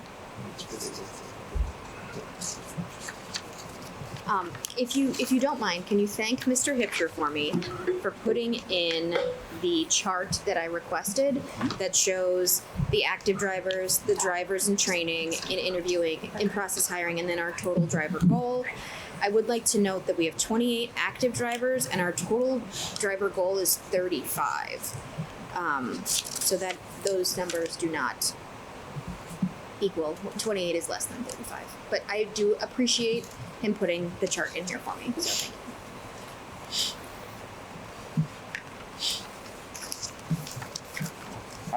And I will now address cafeteria and food services. Our food service sales, by the numbers, continue to be consistent throughout the month of January, with 20 total days of operation. The total amount of lunch meals for January was budgeted at 34,000 lunches, and they actually sold 34,953 lunches. Breakfast meals were budgeted at 5,087, and we provided 12,631 breakfast meals this month. In summary, food services continue to come in over their anticipated budget of sold meals. So I want to be very clear that when we say budgeted, that's how many meals they were thinking they would sell that month. They're selling more, demonstrating strong sales in cafeteria and food services this month. Excuse me, Christian, I just want to, so budgeted for breakfast is 5,000 something and actual is 12,000? I'm sorry, Tyson, can you say that? 5,000 is the budget for breakfast? So for breakfast meals, they take the average of meals. So that for breakfast meals, they were originally budgeting that they would serve 5,087 meals, and they actually provided 12,631 breakfast meals. You know how we account for that humongous difference?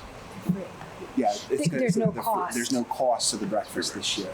So that it's granted, but I mean, to be that far off, even on, I guess, the free stuff, is it's 2.5 times.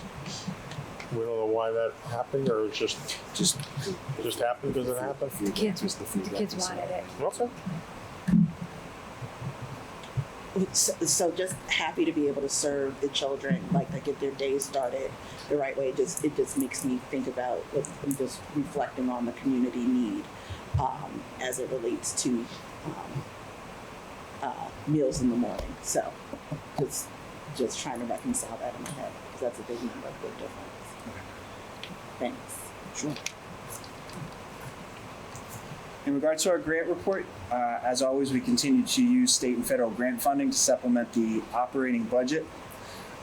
In regards to the grant, I do want to be very clear that we received a communication from the state this January regarding excess cost funding. All districts received this particular communication, and we are anticipating less than originally projected for our excess costs. However, in the budget preparation, we did project conservatively last year. And so with a 70% reimbursement for this year, we are now expecting 68% or $818,689 in total excess cost grant funding to assist us this year. Oh, so funny thing, I wanted to actually ask about that before you talked about it. So I was reading in terms of the budget discussions in Hartford, there is discussion around budgets, not just for higher education, but also for K-12. In terms of the grants we receive and the funding we receive, are we thinking about possible areas that we may be shortchanged, not just within the district, but just is there conversation going on around different districts in terms of preparation, especially with the budget preparation? So are there things that they're talking about not funded? Because I was reading about some COVID funding that's going to go away or is going to be reduced. Are we thinking about all those things as we plan financially for the next academic year? Yeah, actually, I mean, I would give a strong compliment to those who've come before me in this role, that there's been quite a lot of thoughtful preparation in terms of any grant funding that was utilized when those grant funds were available. But over the past couple of years, this district has been very thoughtful in moving things that were originally placed in those grants into the operating budget over time. And if I'm answering your question correctly, if I'm not, please let me know. But we have given quite a lot of thought to that. We're in a good place in consideration to your question. We're not dependent on those funds for the next fiscal year. Okay, so if it gets reduced at the end of the day, you feel that we're in a good place financially? Yes. If it gets reduced? Yeah. Okay. And currently all the COVID funding is encumbered. Yeah. So it has been for some time. Okay. So just question on this, if memory serves, during the last budget cycle, we budgeted for 70% excess cost. That's what you said, too, Right, that was the figure that was It's addressed. coming in at 68%. Correct. When we went before the Board of Finance on Saturday, there were some questions around, like, why we didn't account for that this year. I think that this is probably a good example as to why, because we are on sort of a tight budget, right? And 2% doesn't necessarily seem like a lot, but as we're seeing like 2% less in excess cost funding, what does that do to our current fiscal year budget that was already relatively tight? It's gonna, we are receiving slightly more than while it was 70%, it was only 70% of the students we knew at that time. As we explained, we've had a few more that moved in. So it is 68% of the figures of the student population that are now with us. So while it would technically be, I hate to present it this way, but if nothing had changed and we had no new students with no new needs, we'd probably be in a more challenging place if you think of it that way. But because we had additional students that raised what we would actually get this year that moved in, it's certainly, we'd always certainly like more, but we'll be okay. That's sort of why I have a sort of a preference as we go into these budget discussions to not account for ECS funding necessarily, because special education is a volatile line item and we want students to feel comfortable utilizing the services that we have here in North Haven. I personally want to maintain a reputation as a good district for kiddos with special needs, and I think it's risky to account for that ahead of time, not knowing what the volatility looks like. So I think this is just a discussion for folks to see and hear that like things are very volatile with this line. I want to make sure that kiddos feel like they're welcome here. And I think properly planning for this means that there needs to be a little bit of wiggle room when it comes to state grants coming back to us. Personal preference. Okay. And that's why we altered the budget in which we presented it this year, because as the board knows, as we get towards May and June, you see a lot of transfers in that budget to account for some of the shortfalls in the other lines, and this would be one of the reasons why. I think it was smart.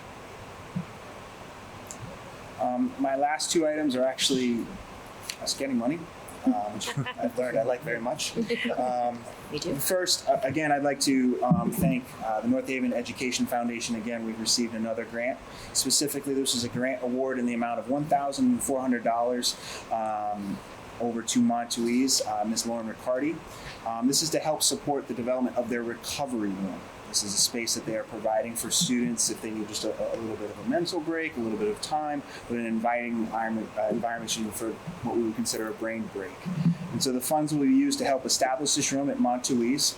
The grant award will be used to purchase a variety of sensory items such as fidgets, pillows, bubble wall, etc., a small projector, sound machine, digital timer, and comfortable seating for the recovery room. So again, we'd like to thank the North Haven Education Foundation for their support. And then one last item, I'd like to present a donation that we received from what is known as the 625 Foundation. They have presented an offer to graciously donate $5,022 to the Clintonville Elementary School Library. This foundation, based in Vermont, is founded by Mr. and Mrs. Koo to honor American soldiers who died during the Korean War. As of December 2023, they have donated to 38 schools in 38 states, including Maine, New Hampshire, Vermont, New York, and Massachusetts. And I actually did reach out to some of these schools to really find out that this was just a direct reach out to us from this foundation. They said, no, this is very much legit. We recognize that and utilize these funds in our library. They wanted to be very specific that this donation will be made in honor of Private First Class Ralph William Larkins Jr., who was born March 12, 1934, and joined the United States Marine Corps from North Haven, Connecticut. He was a member of the Weapons Company, 3rd Battalion, 5th Marine Regiment, 1st Marine Division. He went missing in action during the fighting at the Nevada Cities Complex on March 26, 1953. If accepted, the donation is to be used under the direction of the principal and school librarian to purchase new books in honor of Private Larkins. So, any questions? May I have a motion to approve a $5,022 donation to the Clintonville Elementary School Library from the 6.25 Foundation? So moved. Second? Second. Any discussion? Just thank you to them. Thank you This to is really them. lovely. Absolutely correct. Thank you for your service. All in favor? Aye. Opposed? So moved. May I have a motion to approve the monthly financial report, including the recommended transfers? So moved. Second. Second, any discussion? I would just like to say to Patrick and Christian and everybody else who was there on Saturday morning for the Board of Finance meeting that you represented the board fantastically. You presented very professionally and knowledgeably about everything that was asked for and the questions that were asked to you. So I'd just like to say that we would appreciate it. I second that. All in favor? So moved. Interim Director of Student Services.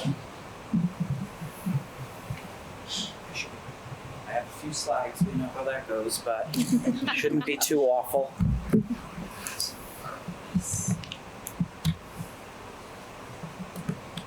And do you want me to click? Oh no, there's only 4 slides, thank you. All right, good evening. My report tonight will highlight our intensive learning service program and some updates regarding the transition of the program from Ridge Road to Clintonville. On January 17th, we held our first open house at Clintonville, and I just want to say a heartfelt thank you to all the families that attended and to all the staff that made this event possible. We had about 15 families attend the open house, which was wonderful to see the involvement and the excitement.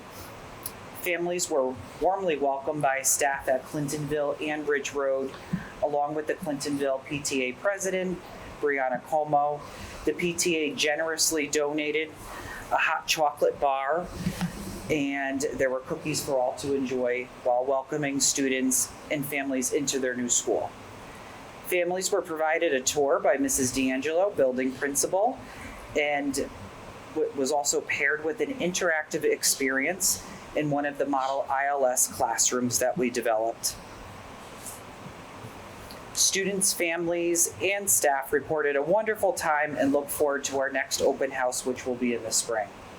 As we continue to move forward, we will provide further updates to the board and also the community. And thank you again to everyone that was part of that. It was a wonderful evening, lots of smiles, lots of staff that showed up, and the families were very appreciative, and they built a new connection, and we're excited to continue growing and learning with them. Lastly, I just want to say happy National School Counseling Week to my fellow counselors and our wonderful school counselors at the middle school and the high school.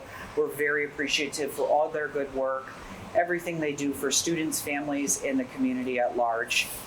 And I also couldn't forget National School Social Workers Week, which will be the week prior to our next meeting, so I just wanted to highlight that as well. And I just want to say thank you for all the dedication, the kindness, and the talent that comes forward for all of our students, families, and again, the community. I'm very proud to work hand in hand with everyone. And that's all I have for this evening, so thank you. Thank you, Anthony. Okay, at this time, I'd like to open up the floor for public comment. These items that we talk about right now are agenda related. So if you have a question about the agenda, step forward. Seeing no one, we're going to ask for adjournment. May I have a motion to adjourn the February 8, 2023 regular meeting of the Board of Education? So moved. Second? Second. Discussion? All in favor? Aye. So moved. Next meeting? March 14th. March 14th. Thank you. The preceding program is brought to you in part through a grant from the Town of North Haven.